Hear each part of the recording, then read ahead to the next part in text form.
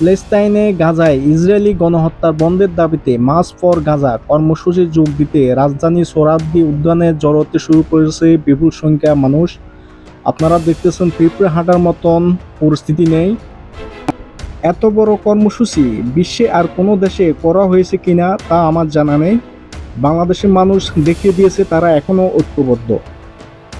যেখানে মুসলিম ফরাশক্তি সৌদি আরবে কনসার্ট চলে আর গাজায় গণহত্যা চলছে, সেখানে বাংলাদেশ দেখিয়ে দিয়েছে তারা এখনো গাজাবাসীর জন্য তাদের হৃদয় কতটুকু কাঁদে।